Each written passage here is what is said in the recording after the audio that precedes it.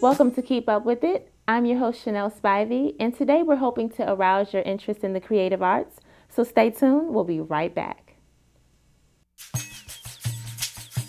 Taste what the sun makes. Touch what the wind shapes. Hear the songs. Feel the beat. Breathe it all in. Splash. Dance. Branch. Leap. Open your door. It's your nature. Explore. Children's bodies and minds grow better when they connect with nature every day. For great ideas about how you can help the children in your life to get out and grow, visit Nature Explore at Arbor Day. Welcome back to Keep Up With It. I'm with Brian Weber, a seasoned musician with over 20 years of experience. Thank you for being on the show today. Thank you for having me. You're very welcome. So tell us how you got into music. Both my parents are huge music lovers. There's always music in the home growing up. My dad plays trumpet and piano, and has since he was a kid. So he started me pretty young. I think I was maybe 6, 7 when I started on the trumpet, and around the same time on piano. And they're very supportive, in the music growing up and everything. So Are there other instruments that you play outside of trumpet and piano? yeah, I play a ton now. Bass guitar, both electric and upright. Guitar, those are kind of my main instruments. Still play a lot of trumpet and piano, and dabble in all sorts of other stuff: mandolin, drums, whatever I can get my hands on. We'll talk about your camp, but do you teach throughout the year? I do. I teach all year long. Yeah, I teach for the House of Musical Traditions in Tacoma Park. I'm there 4 days a week, and then I also teach for the Lowell School in D.C. a couple days a week. They started an after-school instrumental music program a couple years ago, and so I've been doing that. So yeah, I teach all the time. So let's talk about the Tacoma Groove Camp. I see you got that cool shirt Yep, on there. yep. How did you come up with the name, first of all? Originally, the camp was started by a friend of mine, and we called it the Combo Camp initially, which, if for anyone who's familiar with the jazz and blues groups and stuff, a combo is just a small ensemble, a small group of musicians, and so we called it the Combo Camp. But after a couple of years, we kind of realized that a lot of people might not know exactly what a combo is. I wouldn't. So we decided to give it a little bit more of a little better name, something a little catchier, and we thought about all sorts of different aspects of music and what's something that really kind of encompasses a lot about music just kind of in one word, and that's where we came up with the groove aspect. And we're based out of Tacoma Park, so Tacoma Groove Camp. So why did you all decide to center yours or focus on the youth? I kind of fell into teaching, not by accident, but I've been performing for a long time and doing a lot of backstage work, tech work, crew work, and stuff like that for theaters. And I was working for this shop in Tacoma Park, the House of Musical Traditions, as a salesperson and running their shipping department there for a while. And one of the managers at the time had some students. He was looking to get into other endeavors and things, and so he said one day, "Hey, what do you think about teaching? Have you ever thought about that?" I said, "No, I hadn't." He said, "Well, why don't you come up with a little mock lesson?" And so I did one day, and I gave this mock lesson to him and the owner of the store, Dave Eisner, and they thought I did a good job, and I kind of enjoyed it and stuff. So I first started with maybe 4 or 5 students, and and slowly have built from there. And I really love working with kids, working with young folks. I mean, when you see some kids' kind of eyes light up for the first time when they can make it through a song, or they're playing music and they're actually making music, it's a very cool thing, And the other thing with young folks and kids too that I think is important, that it's kind of harder for them to create opportunities to play music with other like-minded peers and musicians. For adults who have the money and car and get around and stuff, they can rent rehearsal spaces or get around to other people's homes to practice and stuff. Where as kids, even if parents are very supportive of it, a lot of times they might just not have the room in the house to hold a band rehearsal or something. So it's been very cool over the years to just kind of try to help the kids and the youth, the young musicians have outlets and places to be able to play music. I'm sure working with young people is not only rewarding, but also can be challenging. What are some strategies that you all use to teach them? Something I do in my own lesson, first and foremost, I mean, the bottom line is have fun. I really just want to make it fun for the students. Music's a language, and if we think about it like a language and kind of compare it to other languages, we don't tend to start off with teaching grammar and vocabulary and sentence structure and things. We just want to hear a kid make noise and make sounds. Mama. Exactly. To start, right? And we encourage that, exactly, yeah. And so, doing the same thing musically, I find really helps, bringing a kid in and just making sure they can make sounds and get them just to play something and really have fun with it, helps. Each person, each student's obviously, an individual, and I try to cater lessons to each individual. I don't have one, structured type of, lessons format that I'm sure use that for helps everybody. their creativity because they can be free with it instead of like school. Exactly, yeah. If they know that there's, it's not like if they're not thinking about it like a class, and that they have homework and that they're actually just playing music and having fun and enjoying it, practice isn't practice anymore, it's just playing. Are there any prerequisites needed for you all to? For the camp itself? The only real prerequisite for camp would be that the student kind of has a little bit of knowledge of their instrument. Like they can play a little bit. Like a guitar player maybe can follow a chord progression through a song, in time. A drummer can keep solid beat throughout the song. Because one of the things we don't do at camp is we don't do a lot of specific instrument instruction or focus. Meaning let's say there's a band and they're working on the song with the instructor. If they get to a spot where the band decides, hey, a G7 chord is going to sound really cool here, but the guitarist doesn't know how to play a G7 chord, then the instructor will help them out and show them how to play that chord so they can, progress through the song. But other than that, we're not really sitting down with specific instruments and teaching them to play their instrument, Well, what are the hours there? Tell us like what a typical day is in the camp. Sure. Okay. So it's a day camp. It runs Monday through Friday.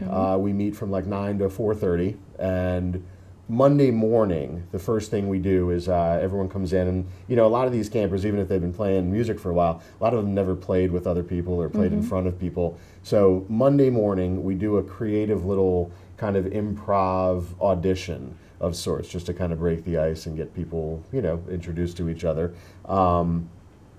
And then we form bands. We put everybody into bands based on kind of level of ability, their instrument, personality, kind of all those things kind of come into play. And from there, every day is mostly them in with their bands, playing music, writing, jamming, just learning how to play well with others. We do some various like improv games and activities throughout the week just to kind of get them thinking about thinking out the box and just in order to be more creative. We do some team building exercises, some very cool things to get them working together as a group outside of just in the band room, So I'm wondering, is that when you walk into that band room, there must be a whole bunch going? Is there different sounds and music happening in absolutely. this? Yeah. And we usually I have a scene from what's that movie in my head of that? Darn. It's not coming to me. School of Rock, yeah. Yes. It's definitely. I mean, that's it's pretty much what it is. Yeah. We usually have 4 or 5 bands each week. With anywhere from 3 to maybe 6, even I think 7. Campers per band, depending on the band. Different genres. All sorts of different genres. Yeah. So there's all. I mean, if you walk around the place, while camp's going on, you'll hear all sorts of different stuff coming out of the different rooms. Yeah. So when the students come together, are they writing, creating things together? Do you all guide them in that process? That's our main focus. At our camp is originality, creativity. Some other similar type camps might kind of focus on a genre of music or a certain band or something, like that for a week and learn cover songs and stuff. For one of the 1 week sessions, the bands usually write about 3 to 4 original songs, maybe learn 1 or 2 covers. So each band's playing, usually about 4 or 5 songs by the end of the week, most of which are original. So outside of the camp hours, do the students have an opportunity to come together and jam together?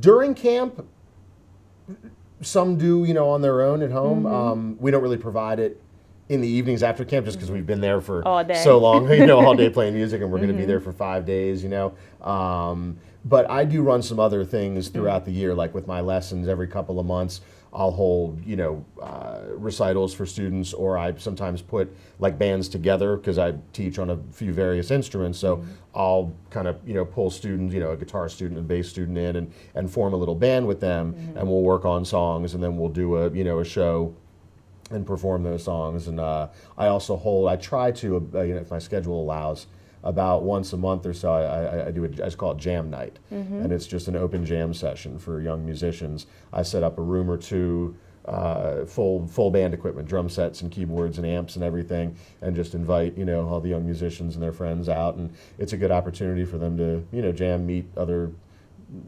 young, local musicians and stuff. I imagine it's probably good for them socially and developing, growing to have a place, a home where they can express their creativity and they can come together. Have you seen the kids that you work with, have you seen them grow once you begin the session and end the session? Oh, absolutely, absolutely. Every single time. It's amazing. It's incredible. I've been doing this for like 10 years, running the camp. Yeah. And every single session, every year, it's amazing, what these campers do, whether they've been there before or not. In the course of a week, the amount of music that they write, and the musicianship that they gather, in that week, it's just incredible. You made a good point about sometimes it may be hard for young people, like adults. We can get our practice space, we can pay for. How can parents help their kids who have interest in music get the ball rolling? In what ways, if it's not available in their school, how can they help them at home? Outside of calling you all, of course. Yeah, of course, yeah. Private lessons, right? Yeah. Private lessons are a great thing, with the internet today. I mean, there's just a world of information at their fingertips. If they if someone's focused and driven enough to put a little bit of effort in, there's tutorials, free tutorials online all over the place for various instruments. There's free backing tracks and things like that, to play along with. As long as the parents just introduce their kids to music, to various genres of music, and just just support it in the best way that that they can. Be open to them playing music. I mean, if there's a violinist or a trumpet player or something in the house, the first few months of those, the practice is it's gonna be tough on the ears for everybody else in the house. Oh yes, I got a clarinet player, 9-year-old, and it squeaks like the dog barks. I cringe. Well, we're working with it. But you're always going, sounds great, right? Yeah, I'm very encouraging. Keep working, right, exactly. And that works out pretty good. So tell us more about it. Tell us more. Do the kids get to come together and perform perhaps at the end of the summer? Does anything like that happen? At camp every week. Yeah, every week, okay. Yeah. So we have, like I said, Monday morning we put them all into bands, and most of the week, each day is them just in with their band, writing songs, playing everything.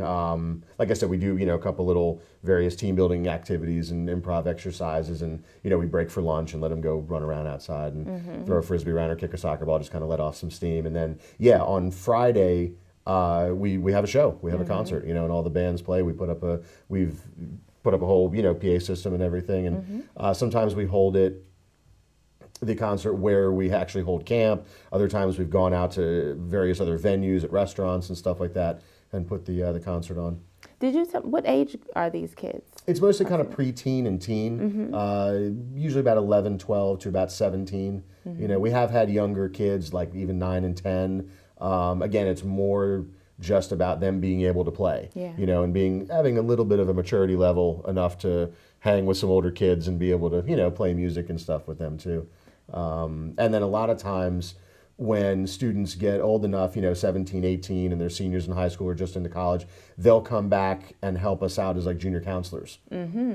Now, I was going to ask you, after 10 years of doing this, I'm sure you have a lot that have gone on to play professionally. Oh yeah. Yeah, so they maybe come back and absolutely. teach, huh? A lot of them have, formed bands in camp that then they've taken outside of camp, and they're still playing as a band outside of camp.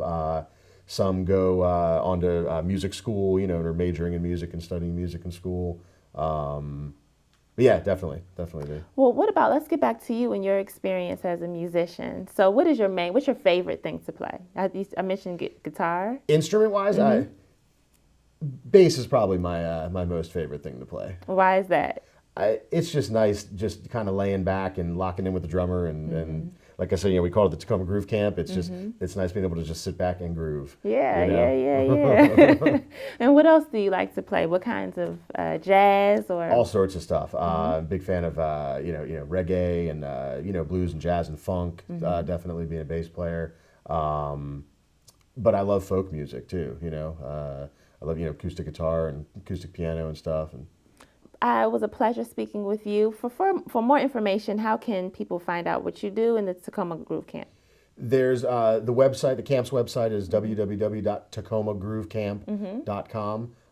We're also affiliated with and sponsored by the House of Musical Traditions in Tacoma Park. So their website is www.hmtrad.com. Okay. So, Well, you all get in touch with the gentleman, and when we come back, joining us will be the accomplished gospel jazz musician who now adds author to his many talents. So stay tuned. We'll be right back. Thanks for coming. thank you.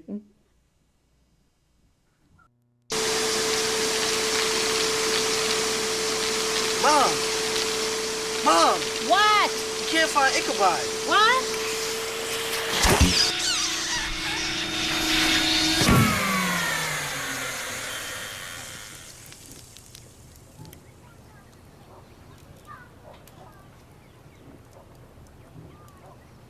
You don't have to be perfect to be a perfect parent.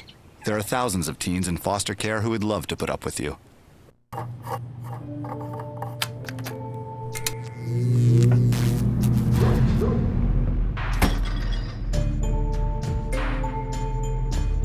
Traditional light bulbs actually generate 9 times more heat than light. Switch to Energy Star light bulbs, and you'll realize just how much cash you are really burning through. Saving energy saves you money. Learn more at energysavers.gov. Welcome back to Keep Up With It. Our next guest is an accomplished musician. He has performed with a number of well-known artists in the music industry. He is an exceptional arranger, producer, composer, jazz and gospel musician who now adds contemporary author to his resume. We're glad to have him on our show today. Welcome, Mr. Terrence Richburg. How are you today, sir? I'm doing great.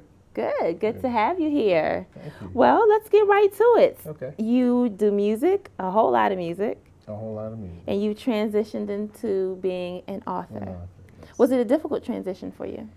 Actually, it wasn't. As a songwriter, I write a lot of lyrics, and the lyrics tend to tell a story. And so I kind of use that as a springboard for the idea of writing. Also, I had been doing some other writing as I did articles for different publications and reviews of projects, CD projects, and that kind of thing. So I really have been writing all my life and doing some other kinds of things. So for me, it was a natural transition. But what made you take that transition? What inspired you to dip into? I think for me, when you get to a certain time in your life, you start to consider just some things that you've learned and things that you want to pass on to people. And so I think for me, I wanted to be able to let people know about some wisdom that I picked up over the years. And my family was a very strong inspiration to me. And so the book that I wrote, which is called Intimacy, my parents' relationship was a very profound influence in my life. And so I wanted to be able to tell of some of the things that I had learned from them, as well as what I had learned in relationships that I had in my life. So. Now, the songwriting process is what, 3-4 minutes? Yeah. The book writing process is a little bit more Yeah. extensive than that. So True. tell us the difference True. for you as a writer, creating full projects, chapters. How was that for you? It took some time. I think the thing it actually did, though, it freed me to really express more about an idea than just being able to squeeze it into a few lines of lyrics that you're trying to get over an idea, trying to get over a story that you want to tell. but the book really allowed me to open up and really get deeper into the subject that I wanted to be able to get over to people. So. Now, just before this, we were talking with a music teacher who teaches young people. So we probably have some young people watching right now. How would you, or what would you say to help them if they're interested in music? In music, I think you need to follow your heart. The thing that helped me is that I grew up in a household where music was playing all the time, so I was exposed to it a lot. One thing, and I do have music students, so I always tell parents to really expose their kids to a lot of music, not just any one particular kind, but a lot of different styles, so that they can start to get a feel for it, not only in their ear, but in their heart and in their body, so that they can start to feel it, and it'll start to resonate with them. And then they can start to see if there's some element of creativity there, where they start to make up songs and develop it from that point. Now, let's get back to you being an author in the book Intimacy. How do you develop your characters? Do they come out of thin air? Are these characters somebody in your real life? Do you know? Do you put it together? Or is it a mix of really? I think what I did was I pulled from some concepts in terms of intimacy, and I wanted to be able to explain it in a way where it wouldn't just be a book of how-tos and whatnots, but a story that would tell of the way relationships are, where you have interaction between people, and especially in marriages or relationships with people, love relationships. So I kind of just really started writing a story, and the names came to me from some of the meanings of the names. And so the characters took on, for me, a realistic approach to what I was trying to get over, what I was trying to explain. I think stories are very important when you're trying to pull somebody into the ideas that you're trying to get over, and let people know about what you're feeling about something.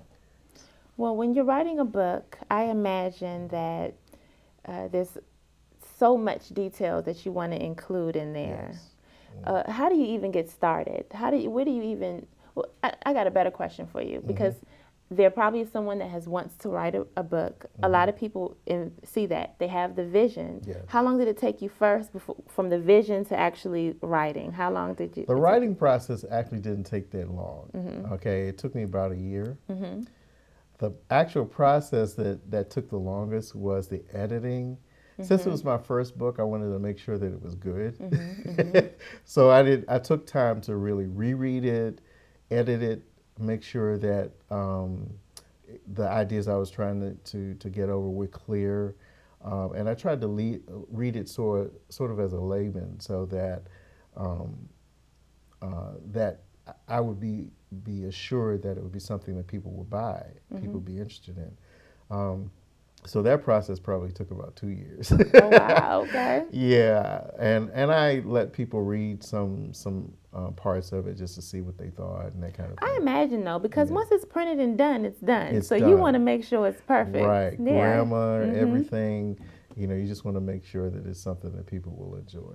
Are you thinking about writing another book? Actually, I've written another book, but what it is a compilation of some poetry that I've written over the years. And so the unique thing about this book is that I'm setting it to music. Okay. So it kind of gets the best of both worlds. I'll have music as a music bed where I have others reading the poetry over top of it. Very nice. Very nice. So how do you think the books plural now, because you got another one coming, how do you think they will benefit other people? Well, the Intimacy book, I think, really helps people to understand not only what relationships are to each other in terms of human relationships, but also their relationship with God. And that was the thing, that was the tie-in that I wanted to get. But in general, books, I think, help people to grow and explore ideas that they might not necessarily have thought about. So I want to really get over to people at least from my perspective, some new ideas in terms of intimacy, in terms of the poetry and relationships and that kind of thing that I think would be beneficial. And what audience do you think would benefit most from it? Of course, couples, people who are about to get married would be good.